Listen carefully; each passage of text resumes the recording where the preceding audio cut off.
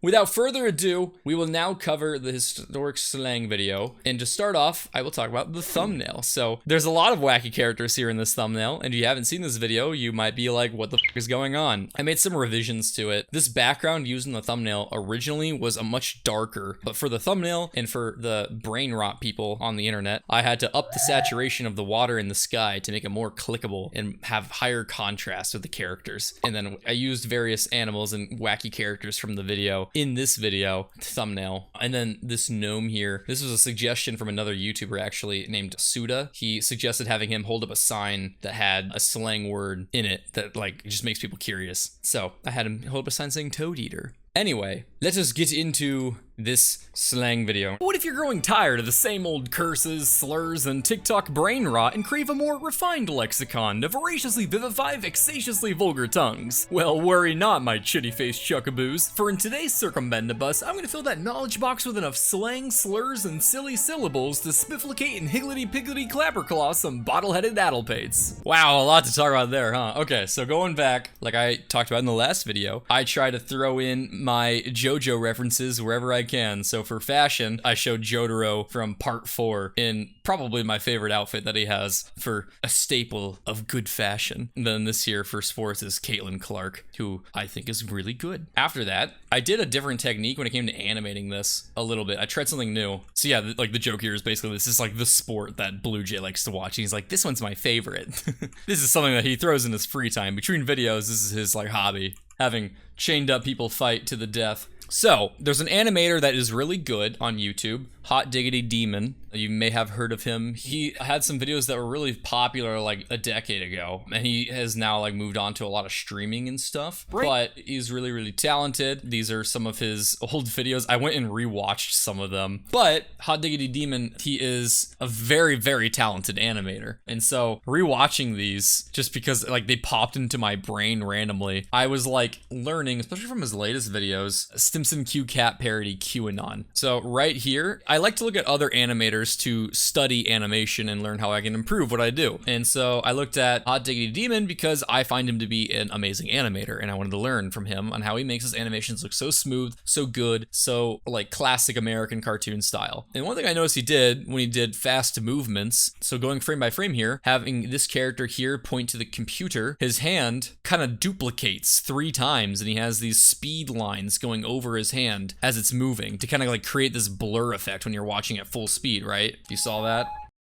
Boom. It looks so nice. It looks so smooth. It's pretty on the eyes. And so I wanted to start incorporating some stuff like that into my video. And that's what I tried to do here. I do it a few times throughout the video, but like when this guy comes out to stab, his arm duplicates. Smear frames. Yeah. I made the smear frame for his knife arm extending. So that's a new evolution to my animation work in this video. You can first see it here. This scene here, to be clear, I had a few people not like get mad at me, but like kind of get annoyed, like saying like, yeah, of course I order in Spanish for like the Spanish menu items. To be clear, I'm not making fun of people that speak Spanish. Like I tried to make it clear in my voice acting, and I think most people got it. Listen to him. Like, yes, I'll have the enchilada y burrito con pollo, por favor. Look at his smug little bitch face. He thinks he's being hot shit. He's looking at this waitress like, I'm going to impress her. And he's ordering in like the most like first year Spanish student way with a terrible accent, terribly overemphasized, and really trying to enunciate all of the syllables to make it really, really clear. I'm speaking in Spanish. That's what I'm making fun of. Not the fact that people speak Spanish, to be clear. I do not think that it is bad to order in Spanish. I think it is annoying when you're trying to impress people by being like, hola, ¿cómo estás?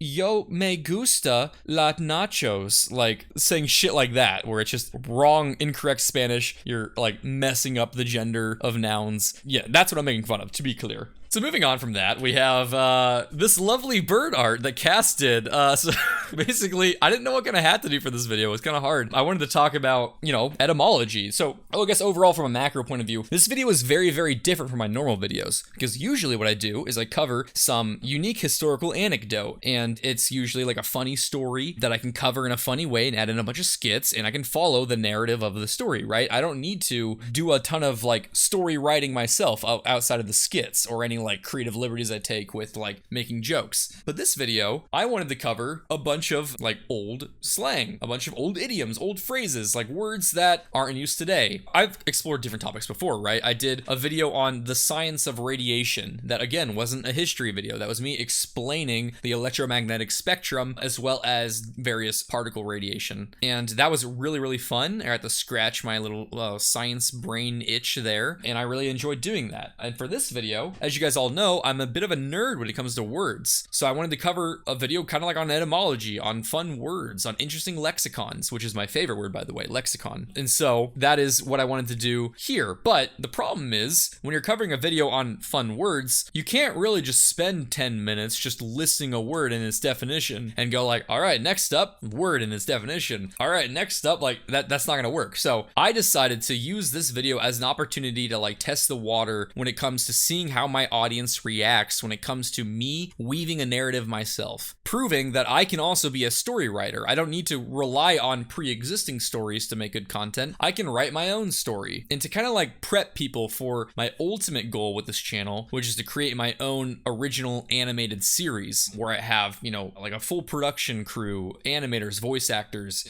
like the works, making a season of my own content. That's like my goal is, right? And so like this video, the goal of this was to basically get people ready for the idea that I can make my own original content. That's like a far out goal, to be clear, guys. I'm not doing that actively right now. My first like stepping stone goals are like to make animated shorts and stuff. But this video is kind of like my first step towards that direction, right? Showing that this is something that I could be doing. So that's kind of like what I did. So that's kind of like what the goal was for this video. And the reason I came on this topic, basically I was walking around one day and I walked into a shop and I saw like this really unique book. It was called The Pocket Dictionary of the Vulgar Tongue by Captain Francis Grose. And I decided that, you know, I had a friend make a joke one time to make a video on rare slurs. And then I told him, bet. And I decided to do it. And then I, like one of the same days, I found that pocket dictionary and I was like, what if I just make an entire video completely just dedicated to talking about like fun slang and like challenge myself to basically use this book along with like one other book that I purchased about like fun words as like my only source. So that's another difference with this video. Usually I do a lot of internet research, right? But in this video, I decided to do, I think like 99% of my research was just reading these books. I didn't do any hardly any internet research, only to like verify certain historical aspects. Like when it came to talking about like the pub and like what pub culture was like and understanding the aesthetic of things, that was all active research. But like you can see, I have my sources in the description here. A Classical Dictionary of the Vulgar Tongue by Francis Grose. I also used briefly The Curious Compendium of Wonderful Words by Aaron McCarthy. It was a Mental Floss published book. I used that as well. And then this old book that was about English inns, past and present, a review of the history and social life, which was what I used for all my pub research. So a lot of book research went into this video, which was kind of unique. But last thing I'll say before continuing right now is because I didn't have a history topic, I was like, let me do like a press hat for like my hat for this video because I'm covering words and that's what journalists do. And for like the little like piece of paper that usually says press in press hat, I had Cass put the word God. Just to really emphasize, BlueJay wants people to know after the embarrassment of that last video that BlueJay's God, BlueJay's in control. This is BlueJay's show. Steve doesn't get to take that from him. And it's funny because like whenever I like flip the screen, it says dog. And my like little head canon was that like this is saying he's the dog. So like instead of like having it fixed where it says God on the other way, I just wanted to say dog and just like keep it that way. So that's kind of where the hat came from. And again, for those that didn't see it before, I have her linked in all my descriptions if you ever want to check her out. You can go to her website, check out her work, check out her portfolio. She's amazing. She's got a store link and you can find all of her social medias on here too. She does amazing work and I appreciate her so much. Make sure to check her out. With that yapping out of the way, we can continue. So we watched the intro. Here we can see the rapid fire of a bunch of words here. I wanted to like put in as much as I could here at the beginning. But yes, so like these are some of my favorite ones. Chitty face, chuckaboo, circumbendibus, a roundabout way or story, which is the entire video. It's a very roundabout way or story of talking about these words, just like I talked about. And like I love higgledy piggledy, which is actually still in use. Clapper claw is also in use, but it kind of means something different. Clapper claw, when I looked it up, is like when you slap someone, but your like nails like cut them, I'm pretty sure. But back in time, it meant like to scold or abuse. Very similar. Bottle-headed, you can kind of guess what that means. And then addlepate is a very popular one from this book. I like that one a lot. Just an inconsiderate, foolish fellow. Oh, fuck. I forgot to note this picture right here. I originally had a different picture. Up until like the day before uploading, I was on my second export of my final cut, and I looked at this picture again, and I realized that picture was AI. It was really good AI. I hadn't paid much attention to it. I just like looked up a picture of a sophisticated guy, and I noticed like he was like a guy at a cafe holding a newspaper and like looking really fancy, right? The newspaper kind of looked like Play-Doh. And then I looked at it closely and I noticed it was AI. And I hadn't really paid much attention to it, but it's been in my project for so long, and I was just so glad that I caught it, because I never want to use AI images in my videos. That is something that I am making an active effort to do. I might mess up every once in a while, but I will do my best to not do that. And here's the photo for those curious. So I only looked at this. The face was like passing and I was like, oh yeah, this is fine. And then I was like watching my video. It was like small on screen. It wasn't all blown up like this. And I was like, wait, that newspaper looks weird. I looked at it and then my eyes like next was like, look at the hands. Okay, the lighting is off. It's really bright. The fingers are way too skinny here. This is obviously AI. The cup here is messed up. Like the coffee is like going up to the edge of the glass, like as if the gravity is going this way. You have it like tilted all wrong. His arms are too skinny here. It's all fucked. You can tell it's AI. When you look at just the face, you can like think, okay, this is a heavily photoshopped image. But when you like look at this, then you're like, okay, this is fucking AI. But this almost got into the final video, and I was so happy to catch it. And so I just always go with the GOAT, you know, Daniel Craig, for when I'm talking about a sophisticated individual. So yeah. Ground news also has a... All right, so I will say this was, I'll say like one point of like minor controversy. I probably had a dozen comments that got mad at me for ground news, like being as dramatic as going like, man, longtime subscriber here, but you just had to get political. Goodbye, BlueJay. And I was like, okay. So I don't want to like get too into it, because I don't like being political on like social media, or I will be political a little bit on Twitter, but on YouTube, that's not my goal. That is not what I'm trying to do. But I will defend myself here, because I think I didn't do anything at all wrong. So first of all, Ground News, love them. I was so ecstatic that they wanted to sponsor me, because it's actually an amazing service and I highly recommend using it. Even if you don't want to use my link to like help me out, just use it in general. I think it's a very good source of like analyzing and helping with media literacy. Anyway, all I did was super surface level analysis of 2 headlines.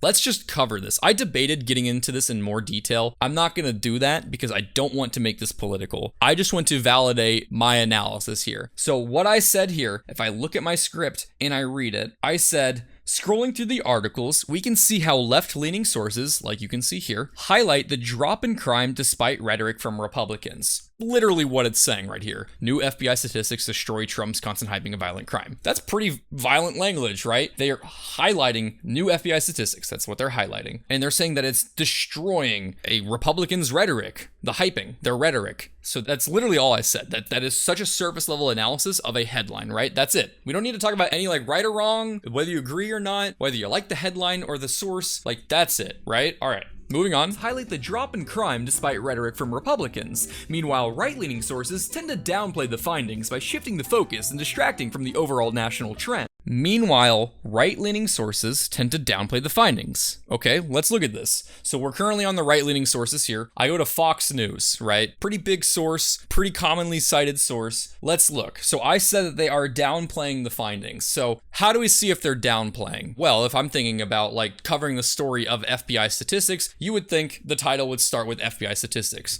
No, what's going on here? They're talking about CNN host admits it doesn't feel like crime is down despite FBI statistics. So they're leading off their headline with saying, this guy on CNN says it feels like crime is not down. But like the story is about crime being down. That's what the story is. So I'm just saying they're downplaying the findings because they're distracting it. They're literally trying to distract by showing their headline highlighting what a CNN host said, some random guy, right? This is not at all a political opinion, right? I am not making a political statement here. People were talking about like arguing about the FBI statistics and like the various like things that go into it. Don't care. I do have a lot to say about that. I will not, because I don't want to be political. That is the truth. I'm not trying to tell you how to vote. I am just analyzing rhetoric. That is what I am good at, language. I understand how language can be used. What is this Fox News source doing here? They are making the focus of their sentence to be what a CNN host said. They're making their forefront statement to be a guy on CNN says crime doesn't feel like it's down. So that is what they're trying to make the headline here, their main point. They're distracting from the overall national trend that was stated by the FBI statistics. That's literally all I said. I think that is a very fair, nonpartisan analysis of two headlines. So I think the people that got mad at me just wanted to argue. And I really don't think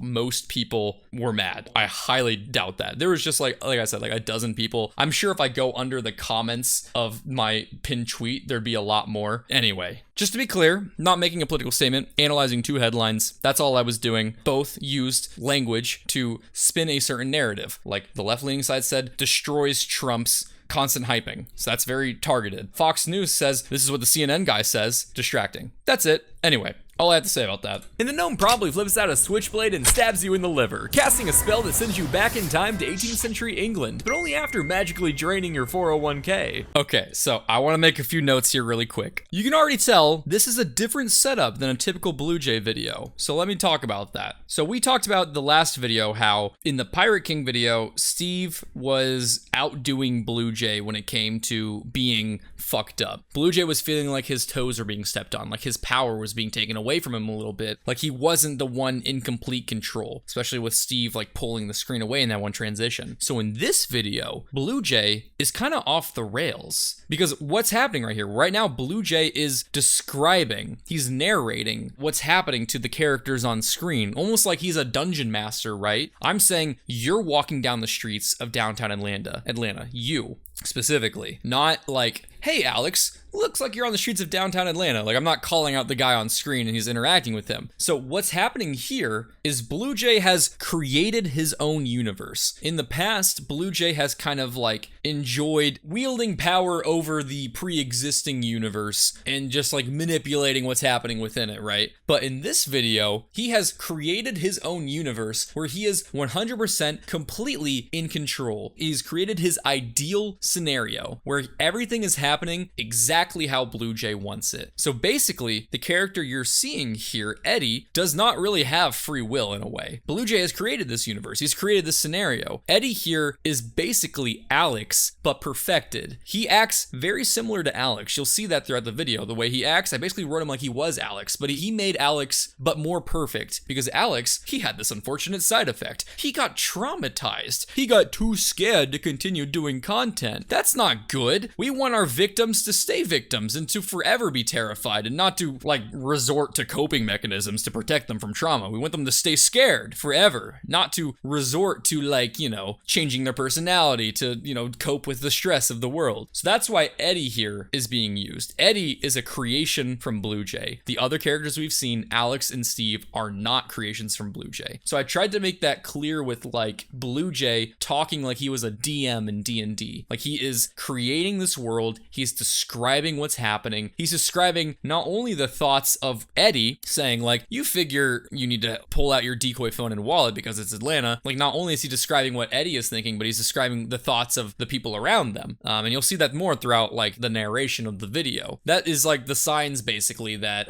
this is like BlueJay's perfect universe. And that basically is an extreme reaction to the embarrassment that he suffered in the Pirate King video. He didn't like how like Steve was stepping on his toes, right? So he was like, fuck this. I'm making my own universe where I am the definitive god of, and where everyone doesn't have free will and does everything I want them to do. And that's why you'll see BlueJay have a ton of giddy fun throughout the video. And I'll point that out when it's happening, but he's having a grand old time. He's never getting annoyed. He's having all the zingers that he wants to say perfectly set up for him, and he's loving it. So that's kind of like the deep cut narrative behind my thought process behind making this video. And that'll explain the ending, which we'll get to when that happens. But hey, you're in Georgian London now. Having an open wound is pretty much par for the course here. So that was the first time Eddie saw BlueJay and like reacted to his presence. And this is different because in in my other videos, BlueJay doesn't really typically like disappear in the same scene. And that's because BlueJay is controlling the scene. That's why he's like disappearing and not staying in frame like he normally would do when he's interacting with characters. BlueJay in my other videos typically only disappears from the screen when there's an entire transition. In this video, that's not the case. That's again trying to like make it a little different because this is BlueJay's universe. Based on reality, of course. I tried to make this a historically accurate Britain because I'm not expecting everyone that watches this video to go, oh, this is a universe that this BlueJay character created. Because like obviously that's kind of a deep cut and something you wouldn't really get just from like watching this one video. Unless you're like really deep into the lore, like analyzing all of my videos, it's gonna be hard to come to that conclusion. Anyway, this background I did want to touch on because while it is not my most ornamented, my most colorful, my most detailed background ever, I think that this background is my technical best background I've ever done. Personally, I find it to be my best. I'm very, very proud of it. And what I mean by that is not only do I think my line work is really good, like I said, I don't use line tools, I do hand-drawn lines, and I made a line this fucking straight. I'm really proud of that. But there's a lot of different perspectives at work here. Like I have a dock coming out this way, shrinking into the distance, and then again shrinking but changing direction, going towards this manipulated version of what is essentially London Bridge from like way back when. I used like a combination of like 5 different drawings from around the 1700s of this river and some dockyards to get like, this is like a condensed version of what was the customs house, to get like this like idea from. You prefer the Moscow one from the Cold War video? Yes, I agree. That is my most ornamented and pretty background that I've ever done. So this is also one of my best backgrounds, but I think the background here is better from a technical standpoint. The perspective work I think is really well done. These buildings coming into the foreground here were really hard to do, believe it or not. I had to get the perspective just right so that it made sense. I was drawing, like you don't see all the work that went behind this background, which took me like probably like 8 to 12 hours or so to do. But I had tons of different perspective lines that were helping me like shape these things in the right spots. The tunnel perspectives here, the lighting here on the water, like coming into the foreground, I really like doing that. And just like trying to make everything work so where you look at this and you can buy this is a real image. I did a lot of work trying to get it to look real. However, with this image takes the cake when it comes to looking spectacular, for sure. I'm really proud of my tower here. I'm really proud of this cathedral here. The problem is, well, 2 things. One, I had a really good reference image for this one. So this one, I made my own image pretty much from a ton of different references. But also, my work with perspective in this, I don't think was the best. I think there's like a little bit of a problem with perspective when it comes to this area here. I can't quite put my finger on it, but I would want to fix it. I think it comes to like where this building is placed with how like the walls are going. Like I feel like it should be like more over here, if anything, but it's like down there. But the bushes are here. I put them to kind of like make it seem like I could go that way. If you look at the fountain here and like the lines on this curb, you can see how kind of like messy it is and how it looks a little bit more crude. And while I think overall this picture is extremely beautiful and I am so proud of it, I think like technically, like when I'm talking about technical, I mean like technical details of art, I think I did better with this picture. Again, not as pretty because it doesn't have all the pretty colors, all the pretty buildings, the stunning architecture, but I was just proud of how I constructed it. There's not a piece of line work here that I'm like, I don't like that. The only thing I can really see is like this line here, I think is a little wavy, but like compared to this, like down here, I like what I did. Anyway, I'm trying to criticize this one, but like overall, I really like it, but I'm proud of this background. Wait, where is that large ship going? So that's something I kept seeing too. Like comments are like, how's that ship gonna go under the bridge? It's not, it's docked here. Its sails are down. Basically, if you look at like old pictures, and I don't have those reference pictures pulled up here, but London Bridge wasn't that tall, and you would have these big ships that I'm pretty sure just didn't go further up the river. Like they went to this point and they went back the way they came. So it's not supposed to go underneath the bridge. It would go back. So you shouldn't be too surprised when you see the old lady return with a group of big, strong, angry men with sticks. This situation is what we'd refer to as an uh-oh spaghettios, or as these people would say, a cacafuego, or as your mom would say, a Tuesday night. So the reason this video was so fun to make was because I'm using a giant dictionary and finding all these words and trying to find a way to stitch a narrative where this was kind of hard because you had to find words that would mean one thing today but meant something else in the past. So you're like trying to like work backwards backwards almost. Like, you can't start with a sentence and find out if any of it is slang. You have to choose some slang, find out if those slangs could mean anything else today, and then try to make a sentence backwards from that. So it took a lot of work to build this sentence, actually. If I go through and just like show all the slang that's in it. So right here we got what? 1, 2, 3, 4, 5, 6, 7 slang phrases here. So like, you know, I'd go through this whole dictionary, like back to front multiple times. And I had like bender, like obviously today we talk about a bender being like being drunk. So like that's, you know, Eddie at the beginning was drunk walking down Atlanta, right? And then now I was like, okay, Frenchified is a slang word for someone who has venereal disease. And so I'm like, okay, what if like, I really wanted to like work in a gnome, and I was bummed when I found out around this time, gnomes were pretty unheard of when it comes to like the local lingo. Gnomes had been talked about in like 1 or 2 books around this time, in English at least, in Britain. And so I couldn't have gnome mean anything. So I would just have to hope that this random sophisticated lady that talked to Eddie would have heard or read this one book that had mentioned gnomes as being these mythical creatures one time. So I had to like look up to make sure gnome was something that could be said around this time and make sense, but I really wanted to have a gnome in this scenario for some reason. I don't know why. But yeah, like tool, like the switchblade he's referring to, which also means dick and balls, which I had to be careful when it came to translating things on screen to be like appropriate so I wouldn't get like flagged and demonetized. So I was like, male bits. Frenchified, I had the gnome be French. I just made his name Dasher, which is the slang for a flashy prostitute, as you can see here. And then to take a flourish is to like, if I look specifically in my book here, it's like more specific than that. To take a flourish, to enjoy a woman in a hasty manner, or to take a flyer, you could also say. So it's basically to have a quickie. I like try to define it in ways that like it'd be easier to like pick up, because like one challenge I also had was like, how can I quickly define everything but without overwhelming the viewer and taking too much time to define everything. So I did like this method of like just having a line and a definition pop up when I say the word. And I think this is a little overwhelming, but I think if you just listen to me narrate, it makes sense that there's a lot of different slang here. Ice is to fart, but in our modern slang, ice is, you know, like to kill someone. And casting up my accounts, he's referring to casting up his 401k, but casting up one's accounts is slang for vomiting from being drunk and stuff. So anyway, that was hard to craft. I really wanted to open up the video with a really strong slang sentence that was misconstrued in the past and contained slang that mean different things today than the same slang words meant in the past. Anyway, very hard to construct. Really happy with this joke. And then yeah, like Arbor Vitae, she's like, are you talking about a penis? Like this prostitute had a dick? And you're like, yup. And so she comes back, and because, you know, we're talking about 1700s Britain where homosexuality is not appreciated. Not only that, but you're saying all this crude shit to a nice sophisticated lady. So she brings a gang of men to come beat you up. And then I use like this image again. Uh-oh, SpaghettiOs. This image actually first was used in my video, Easter Rising video. I use this image in there. Uh-oh, SpaghettiOs.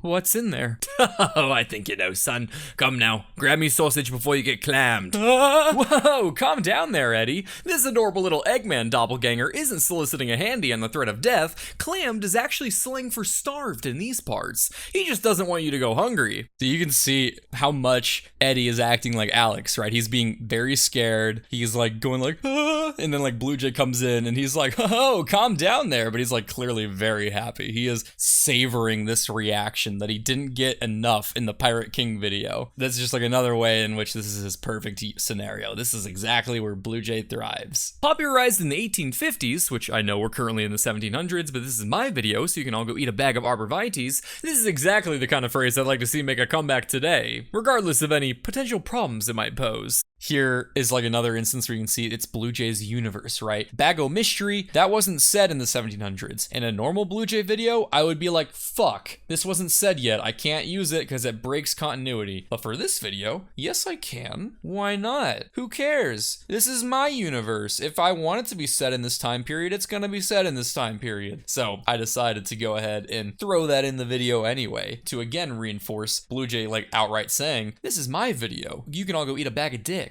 Arborvitaes, or arborvitaes. God damn it, see, I said it wrong again. Just tap that card here and your signature.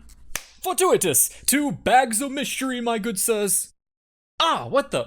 Is this a fucking hypodermic needle? A wizard I may be, but power have I not over the workings of conjuration sausagery. You know, I ought to sue you. Ooh, a mage always prepares runic protections from the mortal arts. What, a waiver? You son of a... Come on, Colin, let's get out of here. Colin.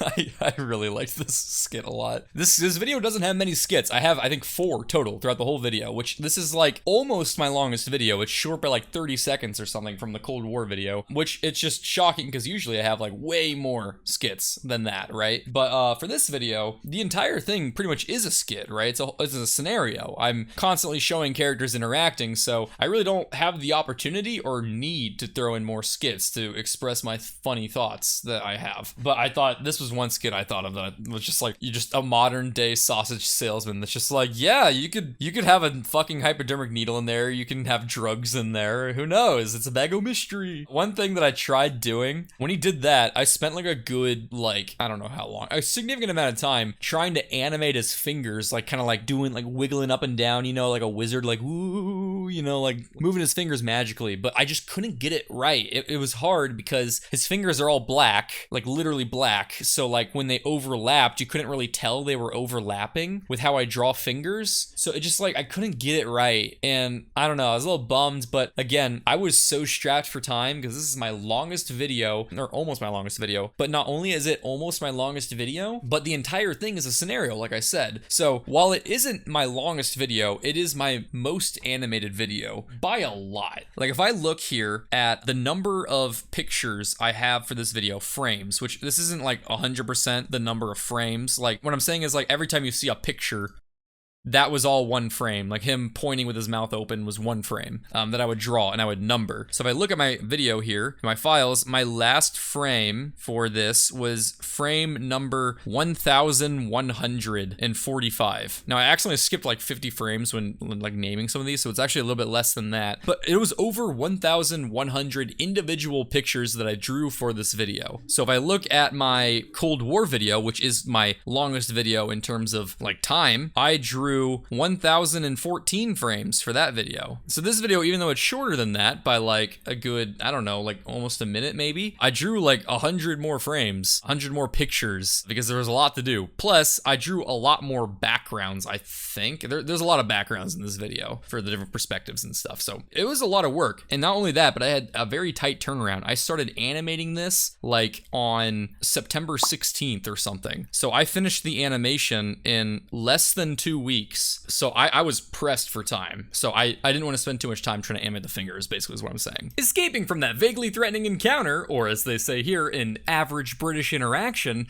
you finally waltz your way. Another thing, throughout the video, you'll see different times where the blood on his shirt has now been seeped in even more. So like this is more blood than you saw earlier. There was like a lot less. It's like only up to there. It's now like down to like second from bottom button here. So it keeps bleeding more and more, and that's gonna get deeper and deeper and also darker throughout the video to show that he's still bleeding out. This place is different from the modern day American bars that you're accustomed to. Right here, you can find the hidden BlueJay penny in the image right there. I again tried to make this one hard, but not too hard. Clearly I didn't do a good enough job because it was found so fucking fast. But yeah, that's where it is if you're curious here at like 8:58 in the video. They were the beating hearts of their local communities, a place for socializing, for business and political meetings. The pub was where anyone could go at the end of the day to just let go and be themselves. So long as that wasn't gay or black. Oh, real quick, one thing I wanted to talk about. So one thing I always kind of like struggled with, like as an artist with my style, is I don't like to draw the color of the skin of the character, right? I use like literally white for my character colors. In the past, I was afraid of doing that for characters who were like very, very dark. Like anyone who's like of African descent or ethnicity, I would break my rule sometimes and draw them with like actually brown skin. And then I kind of thought, again, like, I don't know, I don't really like doing that because it's like me saying they're too different. They're not worthy of being drawn the same as any other character. And so like the reason I had done that obviously isn't from a place of like racism. It's like from a place of not wanting to upset people and confuse people by drawing someone who I'm saying is an African and showing them as white and confusing them. So I decided, no, I don't like doing that. I don't think that has to be the case. And because no one looks this white, right? Like no one literally looks white. So I'm like, if no one actually looks this color, make everyone this color that doesn't exist. And so that's why I drew this character. Actually was a concept art that I had for my crazy ideas video. It wasn't from the craziest projects that were almost reality video. It was from the first wacky war tactics in a nutshell video. Specifically, at 10 seconds into the video, on the left side of the screen, you can see the concept character that was used here in the exact same pose, just flipped the other way. Also, don't get mad at me, please. Can I get out of the basement? I haven't been fed in like 5 weeks. Please. Basically, I drew a character. I was like drawing like a frat, and I had drawn this as a concept art for a character, but then I was like, no, I'm gonna draw it again, but make him with brown skin. So I didn't use this, but I saved the asset, and I like showed it to 2 people, and I asked them like, what do you guys think? What should I do here for like this character? Do you think it's like bad to show a character with white skin and saying that they're black? And they said, just use the brown one, it's fine. And so that's what I did. But then I decided to like, no, I don't like that idea. I'm gonna try to show people that are black as being like literally the color white, because I think that that is a more consistent way to go about my art style. And so this is me kind of like, I guess, redeeming myself in my own eyes. Not like anyone was mad at me at all. I think I had, in this video, I had like one comment that like pointed this out, that I said he was black and he didn't look black, and they were like mad at me about that, but no one else did. So I don't think anyone else was bothered by it. I think like I was right in my assumption that it didn't matter because it's not a real color anyway. So this is how I'm going to try to do it from now on, essentially. When I'm drawing people of different ethnicities, maybe there will be signs that they're that ethnicity, like the curly hair here, but he's not going to have that skin color. So everyone's going to be white. So for all those people that are pissed off that there's a lot of white in my videos, you're gonna have more. You're beginning to believe that, against all odds, things just might turn out alright. Strip me naked, And the magic is gone. What are you talking about? come on, give us a diddle. What is happening? Just 2 more slang phrases for Jin. Again, I can't stress this enough. There really wasn't much else to do. Oh, right.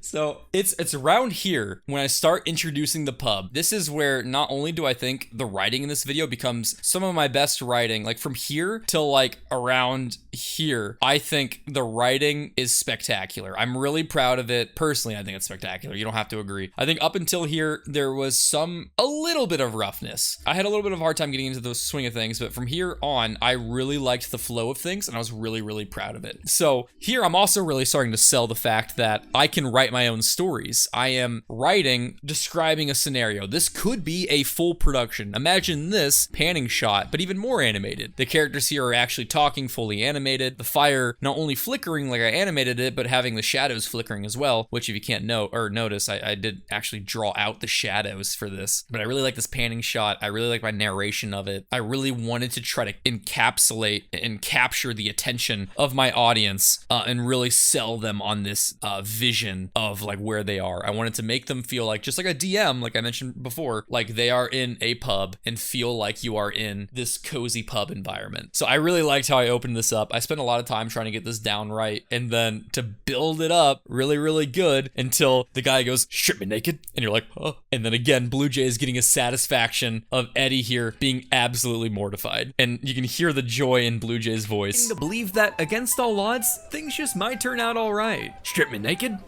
and the magic is gone. He has like a shit-eating grin. Like he's like, things just might turn out all right for you, Eddie. And then the magic is gone. Like he's so happy that nope, it won't turn out all right. Don't worry, lad. Voice Admiral of the Narrow Seas here to help clean you right up.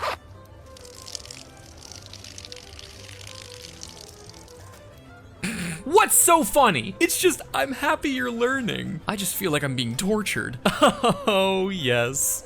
But anyway, a vice admiral of the narrow seas was slang for a drunken man that pees under the table into his companion's shoes, which apparently was a common enough occurrence to warrant a full phrase. Oh, another thing I wanted to say real quick. I saw I had a note and I forgot to mention it. Like I had him like going like, "Voice admiral of the narrow seas here to help clean you right up," and he like does a zipper sound effect. Obviously, well, maybe not obviously, but zippers didn't exist in this time period. But again, I used it not only to just make it clear that he's pulling out his dick, but to reiterate that this is BlueJay's world. So even though things don't fit into this time period, small things that I can get away with without feeling like I'm doing the irresponsible job as like a amateur educator, I was gonna include to reinforce this is BlueJay's universe. So yeah. Say, what's your name anyway? Oh, I'm Eddie. Jackie? No, it's Eddie. Oh. Max? Actually, it's Eddie. What the? You gotta be kidding me. Lightning! Oh, come on! How many words do people have for gin? Quite the comical amount, actually. In fact, one of my primary sources, a classical dictionary of the vulgar tongue by Francis Grose, has over 25 terms for the liquor. Dude, look at this guy. Look at him. He's a unit. This dude, hold on. I think they say in this book, let me read like the preface here, or the preface or whatever. So, first published in 1785, a classical dictionary of the vulgar tongue is one of the first lexicons of English slang, compiled by the artist, militia captain, and antiquarian, and by one account, the greatest porter drinker of his day, Francis Grose. He's got like quite the bibliography. Like, people talk about this guy as being just like an adventurous soul who like just wanted to experience the most of life in the most decrepit corners of London, and just was, yeah. So like they said, it collects terms he overheard on late night excursions in search of adventure through London's slums, dockyards, and taverns, anywhere that, according to his contemporary British writer Pierce Egan, a bit of life could be seen to advantage, or the knowledge box of the captain obtain anything like a new light respecting mankind. He felt himself happy and did not think this time misapplied. He basically just got off on learning new things and experiencing new experiences for the sake of experiencing them. He's a very interesting guy. There's not like a ton of history on him, but I recommend looking into this lexicon and buying this specific copy, which is you can find it pretty easily if you're curious in hearing and learning way more slang, because this is already a condensed version of the overall lexicon, but it also is fun because it has like little small illustrations of various things being said. But yeah, quite the guy. And while you're busy laughing at what you assume to be a bit of amusing Dr. Seussian alliteration, a mean-spirited highwayman with large teeth comes up and mugs you before stabbing you to death. What? Are you serious? I don't know, maybe. What do you mean maybe? Well, it could also mean this is a sneaky horse thief looking to rifle through your things so he can steal a wig for his pet snail. Slang is complicated, man. I still don't know if skibbity is a noun or verb. Okay, so there's actually quite a bit to talk about there, but first of all, I made a big mistake with this scene. So if you can't tell, there's more blood now on Eddie. He, yet again, has it going deeper now past that button, and it's getting darker too. And he's also got the vomit on him from inside. Now, when I was animating this part of the video, I accidentally moved, because the vomit was on a separate layer from the shirt, and I accidentally moved the shirt when I didn't move the vomit. So the vomit was like off center by like 15 pixels or something. Not enough where I think most people wouldn't have noticed, but enough where it annoyed me. And like I said previously, I'm a stickler on consistency. So I went through, I masked out like a layer, because I didn't have the frames to work on it anymore, so I had to like mask out a layer where I had it correctly positioned and go through and overlay it by hand on all these different layers, or all these different frames, I mean, where Eddie is like tilting his body. So I had to like by eye like line it up perfectly on my timeline. That took me like an hour, because it was hard. Or not an hour, maybe like 30 minutes. It was a lot of work to do. Also, yeah, basically like what I'm saying here is that like a lot of these slang words have other definitions. So they could mean many things. Like a snaffler of prances is a horse thief, and to snaffle anyone's pull is to steal a wig. And snabble can also mean to rifle. So like there can, and snags,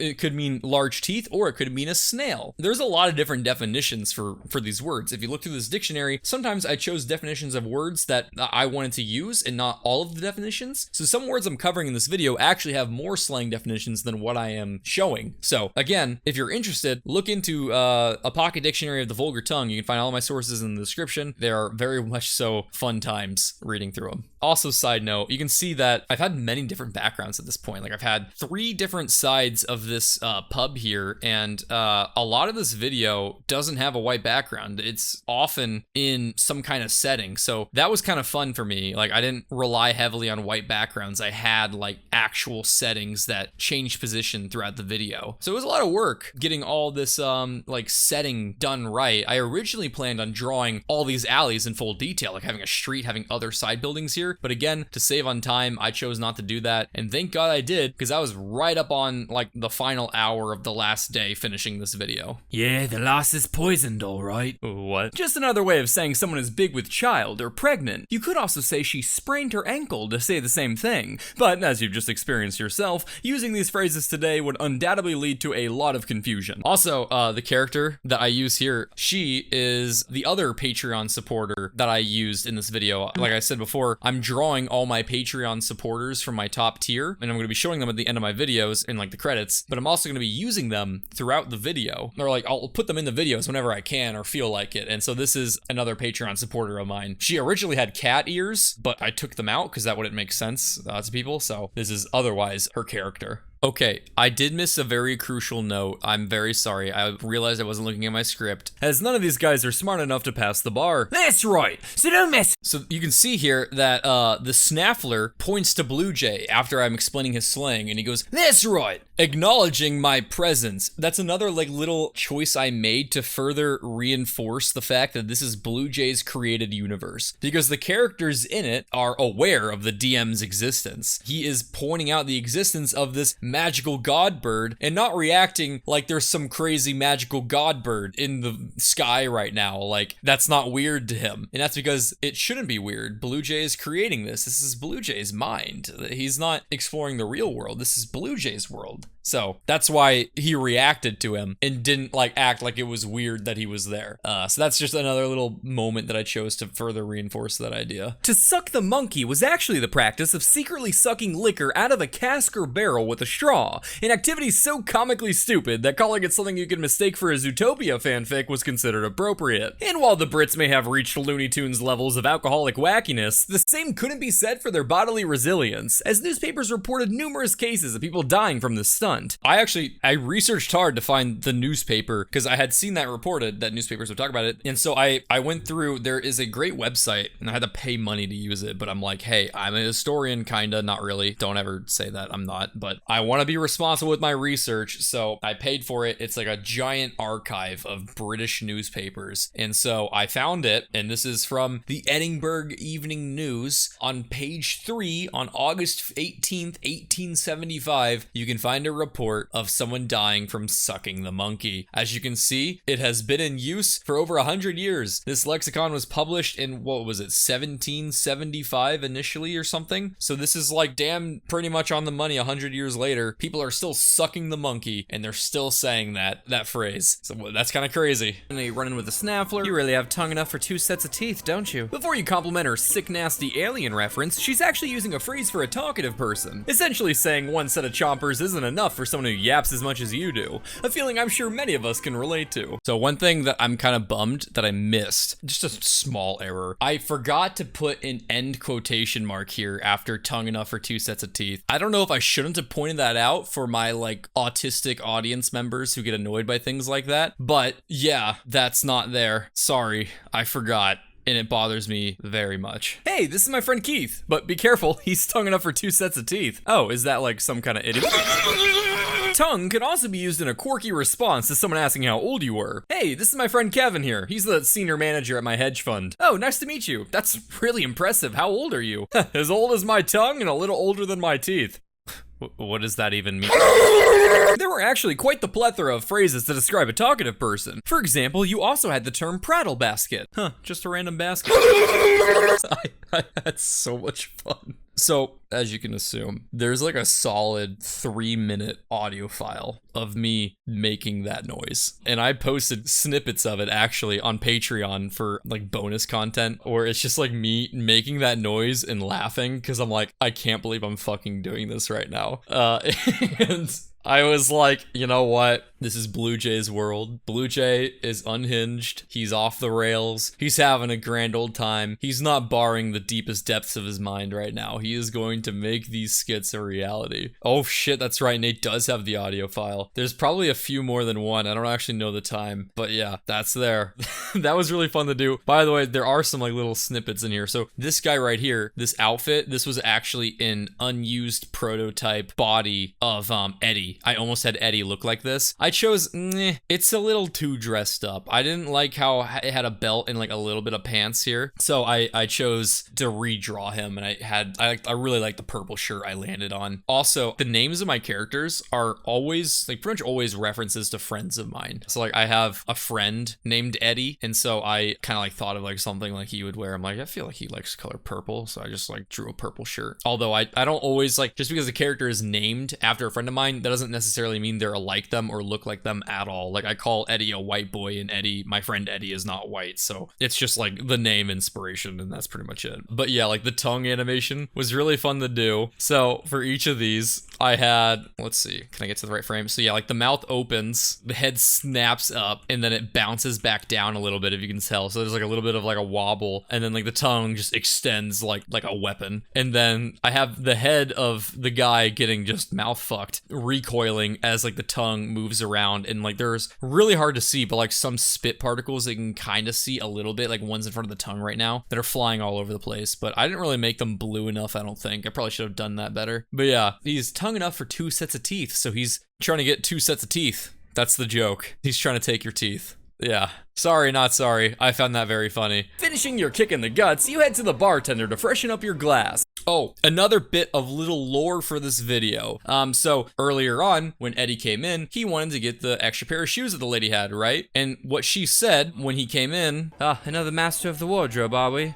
Which is just basically saying, like, oh, so you're another person that sells their clothes to buy liquor, as we learned what the term master of the wardrobe means. So that's inferring someone sold their clothes, their shoes, for liquor money. In the beginning of the video, when we first see the inside of this bar in the panning shot, you can see this hooker chatting up this nice fancy doctor down here. I say doctor because when I first drew this guy, it was in my Pirate King video. He was the guy who got the seed planted in his mind. He was the doctor that the guy killed by putting a seed in his head. So I just reused that asset since it's around the same time period. He's chatting with her. She is then later seen holding a pair of shoes, saying that she encountered another master of the wardrobe. And then later on, you see him now sad. Basically, for anyone trying to like understand the narrative, he is sad because he had to sell his clothes to get another drink, and he sold his shoes to that hooker who he thought he was chatting up and having a good time with, but wasn't actually interested in him. And because he's desperate for money to get more drinks, he sold his shoes, and that's why he's sad. So that's just explaining the background. I put that little like B plot in there for anyone that like really like to like rewatch these videos. And now, to prove the curative properties of my phantasmal medicine, Johnny here will swallow a live toad. Woo! Yeah.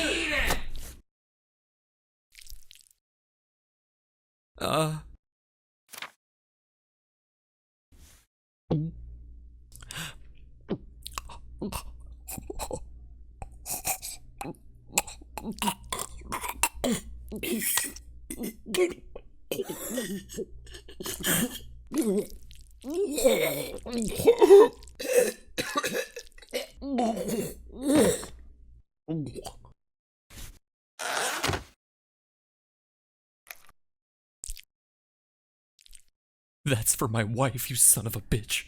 Oh my god, it's so good. What is there to say? What you experienced was fine art, fit for the Louvre, even, in Paris. That, my ladies and gentlemen, was a performance of a lifetime. Oscar winning. My magnum opus, if you will. That was, from the depths of my mind, one of the funniest things I thought of, and I really wanted to do, because it's great. I had another way this could have gone that I'm glad that I didn't go with. I almost had a version of this skit instead of him like dying and like the like frog like unzipping the Dr. Delight suit and coming out. It was gonna be like, so like the charlatans, like Johnny would be like choking on the toad, and we were gonna be watching him, like instead of like watching the reaction, we were gonna be watching him choking on the toad, his like jaw unhinging wildly, like just breaking his jaw to like get it in, eyes watering and gagging, and the charlatan would be like, uh-oh, sounds like Johnny has a frog in his throat. Here, take this medicine. And then like Johnny, like dying essentially, would like uncork the bottle and like dribble it into his stuffed mouth and throat before slowly choking to death, while the charlatan just looks on with narrowed eyes, and the toad was gonna like pop out of his mouth and be like, shit's fire, dog, feeling 100%. But I didn't really find it that funny, so I went with this version instead, where instead, because this toad eater swallows so many toads, there is a toad out for revenge, and he plays the long game. He builds this suit to become Dr. Delight. He starts a business selling snake oil medicine. He hires this toad eater and uses him at different events, willingly giving him toads to swallow, until one day he gets a toad that is so big that he is contract bound to eat. And then when he swallows this toad in front of everyone, because he has to, he's a performer after all, everyone get mad if he doesn't, he dies and gets revenge for his wife who he had swallowed in the past. So that's just, yeah, that's the joke. Now, there's a lot of questions people have about this, like about Dr. Delight being a toad in disguise. Like I said, I want to leave things up to interpretation. That's for some people to decide. I have my own thoughts behind that and what I think is true and what is not. But you know what? For now, I'm not letting y'all know. But yeah, Dr. Delight is gonna be transcending all my videos whenever I can. I love him. BlueJay was Dr. Delight in one video, so yep.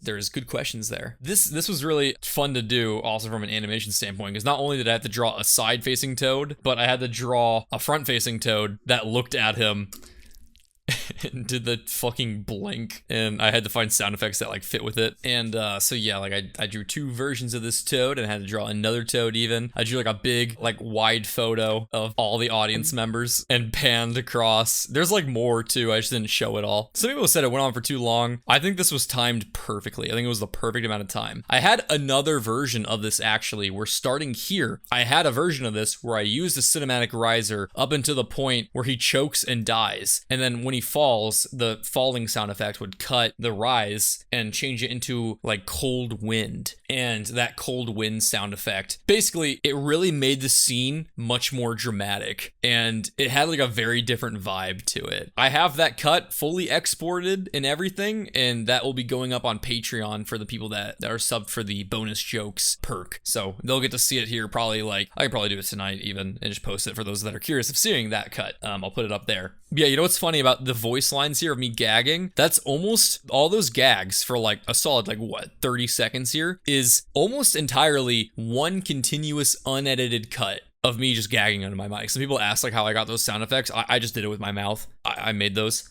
And that wasn't like me like choosing a bunch of different cuts. I think like almost all of that was like one continuous cut. Then I'm like, this is perfect. Exactly what I need. Just put it in there. And yeah, very famous clip from this video, one of the most remembered clips and moments talked about in the comments. Glad you all liked it, and I know you all are better people for having seen it. Well, gather round, boys. It looks like I have to settle this cold by a stroke on his knob. Stroke? Don't get too excited, champ. He's actually saying he's gonna punch you in the head. Yeah, and after that I'll give you a blow on that jolly knob. What is happening? Once more, just saying he's gonna beat your head in. Again, crucial not to misread here, as ideally we want to minimize your inevitable CTE. All three of us will have a pull on that noddle of yours. I'll mill that canister so good you won't be able to walk in the morning. Okay, these guys have to be hearing themselves. To have a pull means to have the advantage on something. He's essentially saying, by outnumbering you, clobbering your head in will be a piece of cake. So, in summary, now is an excellent time to start running. I just loved how much British slang there was for beating someone up that sounded like jacking or sucking them off. And I loved it so much. There's more I could have done. Believe me. I just chose these three. It's great. I love them so much. The Brits are a wonderful people. As much as I like to clown on them, I do love my British comrades. Okay, sounds good. But when you say Ruffles, are you talking about like the tasty treat? Oh, the spicy treat. No, Eddie. When you told him you heaved your way out of the pub, you actually said you robbed the place. This is also the most blood Eddie has, like, throughout the video. It gets all the way down to his belt now. He's losing so much blood. That's why I'm having him, like, come off a way more weak as the video goes on. There's, like, times throughout the video where you'll see, like, him, like, looking around with, like, bags under his eyes, like, towards the end. Basically just, like, emphasizing that he's bleeding this whole time. Slowly, but he's bleeding. And so, like, here he's, like, at his weakest. He's, like, barely up. He's just running around with an open wound that's not healing. So yeah. Do constables have some sort of staff or polearm? So the pictures I had looked up when I found 18th century pictures of constables had a lot of people with these kind of like staffs. So this was actually like from a direct reference image from a piece of art that I found in the 1700s. So I was kind of surprised to see it. Could have been a creative liberty by that artist, but I chose to include it anyway. So that's why that's there. So Eddie, now that you got to soak in all the grime and culture, the people and customs, and the pubs and booze of 18th century London, how about it? Feeling ready to wag that silver tongue with a whole new palette of colorful slang? 22 minutes. Getting a little sloppy, Dasher. The liver was in the way of the aorta artery. Can't let him bend down next time. It messes up your aim. Good to run a few more drills tomorrow? Oui. Excellent. Obsolete slang. 12 out of 10 stars. So you can see at the end here, like, BlueJay, he's having the time of his life. He's so happy. He's not once been annoyed. He's laughing like crazy at the pain and suffering of Eddie. Like, BlueJay savored Eddie calling him Godbird. Because, again, this is an entire universe created by BlueJay. It's not the same universe from all the other videos. BlueJay made this one as a coping mechanism to being more fucked up than BlueJay in this video. He hated that and, like, losing control and that sense of power. So he made his own universe where he had complete power, where he had the perfect version of Alex manifesting himself here as Eddie, who had all of the fear, all of the susceptibility to terror and gullibleness, and all of that was all the stuff that BlueJay desired without the flaws that Alex had of becoming traumatized and being a human, essentially. So Eddie's not really like a real person, and that's why Eddie dies at the end too. This is the perfect outcome for BlueJay. BlueJay gets his perfect test subject that he uses and loses as quickly as he came. So he loved it. But that doesn't mean Eddie can't come back, because again, this is BlueJay's universe. If BlueJay has another video in his universe, if he needs another like chaser to some character like Steve, like out fucking up him, which sounds a little weird to say, he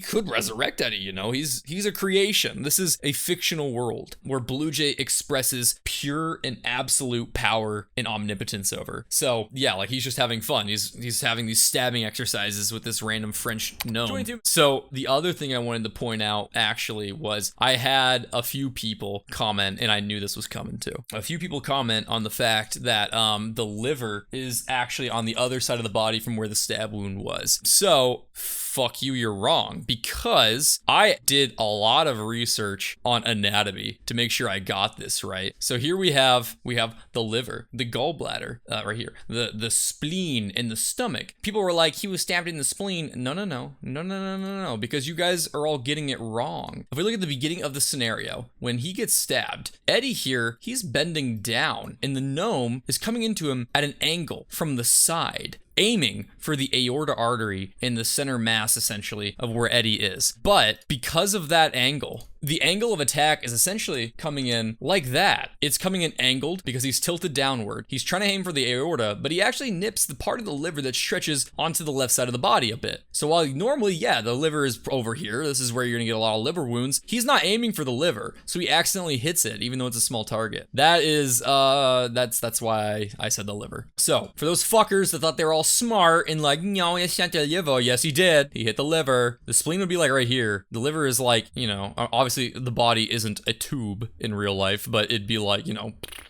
like that. So he's hitting the liver at that angle. It's coming in at an angle. So that's why he's like, the BlueJay's like, can't let him bend down next time. It messes up your aim, because it messed up his aim. He didn't hit the aorta. That's it coming all full circle here. So yeah, that's kind of like the concept of this video. This was an experiment to see if I could create a video completely crafted from an original story and narrative. It's not like it's like a really deep thought out story, but it's a story that I made nonetheless. And so that's kind of like my dipping my toes in the water to see if people would fuck with me making original content and original stories. And so far, this video is performing really well now. It's got, you know, in a couple of days here, 3 days, it has almost 500,000 views. It's performing a little bit better than average. So I'm taking that as a dub right now. It's out of my last 10 videos. Currently, I think it's my 4th best performing video. So yeah, people are really liking it. That's giving me more confidence to go ahead and make more original content and more animated shorts. And eventually, my long-term goal of making my own animated series. This is me getting you all ready for stuff like that. But yeah, you know, I was inspired by stuff like Hell of a Boss is a great example of a YouTube animated series that is doing really well, proving the concept can work, and this is me trying to experiment with that. So, looking into my DMs, Nate had recorded some questions that you guys had, and so I am going to answer those now. Let me read the DMs. Hiya, what's the inspiration behind the persona of a maybe psychopathic BlueJay? So, inspiration. He didn't really have an inspiration, did he? I wonder if I did. BlueJay is a character that's evolved, right? He has changed a lot over time. If you watch BlueJay from the beginning of my content and just go throughout chronological order, you can see him evolve and, change as a character over time and really become way more exaggerated and psychopathic. But he started off as a little bit of an exaggerated version of myself. BlueJay is very similar to me, like the creator, but with a lot of the worst and best features amplified. So that's kind of like where he started. That's not to say I'm psychopathic. That's more of BlueJay taking on his own character when it came to that. Next question. What was your favorite slang that you couldn't fit into the video? So I'm very glad you asked, because when I was researching this video, I had my script sheet here, which overall ended up being 24 pages. Of those 24 pages, a lot of that, there was like, let's see, 6 pages in 11 font single-spaced text was just an alphabetical list of all of the slang curated from my sources that I wanted to include in this video. There's a lot of slang, guys. There's a lot of slang that I could have included. Let me just like skim it really quick. There are some iconic ones that I wanted to include that I wasn't able to include and was a little bummed that I didn't get to include. Babes in the woods was a saying for criminals in the stocks, like the things that like you put your head through, like the wooden like head hole and the arm holes, and you'd be like in the stocks, like as a punishment. That's babes in the woods. There are also a lot of phrases that like I couldn't really include in a way that was appropriate, like a backgammon player. That's a sodomite, a guy who takes it up the ass. I thought that was interesting. Beast with 2 backs is a man and a woman fucking. I really liked beggar's bullets, which are just stones. So like the beggar's bullets began to fly is a phrase for they began to throw stones at someone, because it's like you're throwing stones at a beggar essentially. The blind cupid was the backside. Let's see, what else do we got here? Creepers were lice. I tried to think of some kind of Minecraft joke I would do. I wanted to talk about dunce, which is a slang that we know today as being a stupid person, but that slang actually originated for the name of a scientist, John Duns Scotus, who was an important philosopher and like theologist, I don't know. He was considered like one of the smartest men to have ever lived, and his name lives on today as like another way of calling someone a stupid person, which I thought was hilarious. It's kind of similar to like Einstein is getting a similar treatment where it's like, okay, Einstein is like a saying for like someone who's being stupid. So it's like similar to that, where it's like actually it comes from a really smart person, ironically. Dead men is a slang for empty bottles. The devil's books are playing cards. Hixius Dixius is drunk. We have, I like this one a lot. Marriage music is the squalling and crying of children.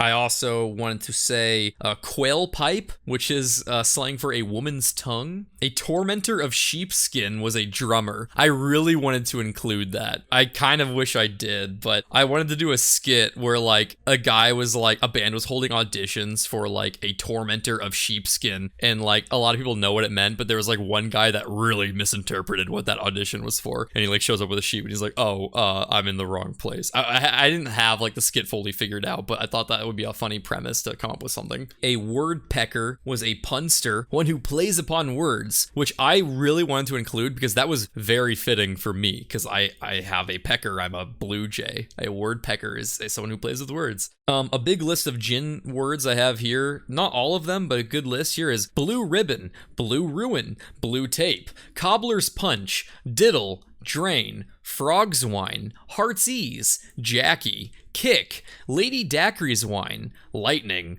max, ragwater, sky blue, South Sea, strip me naked, tape, and white ribbon. There's a big list for you, and there's more. I didn't include them all. That was just from the curated pocket dictionary. There's a bigger dictionary that this is a smaller version of. You can't see, but I'm holding this up to the camera that is not turned on. There's also a big list of one-isms, different ways to talk about jacking off. You could say boxing the Jesuit. You could say frigging. You could say mounting a corporal in 4. Or you could say tossing off. All different fun ways to talk about, cranking the hog. But yeah, those are like a big list of some that I didn't put in the video, but like I said, a lot I could have used. So excellent question. All right, with that, I will wrap it up for the night. Thank you all. I'm gonna wrap it up there. Thank you all for listening. I hope you guys enjoyed, and I hope you guys learned something new. And thank you so much for supporting my content. You guys mean the world to me, and I love you all equally. And this is not a parasocial relationship, because I said I love you. So you can print out all the pictures and paste me on the walls that you want. So yeah,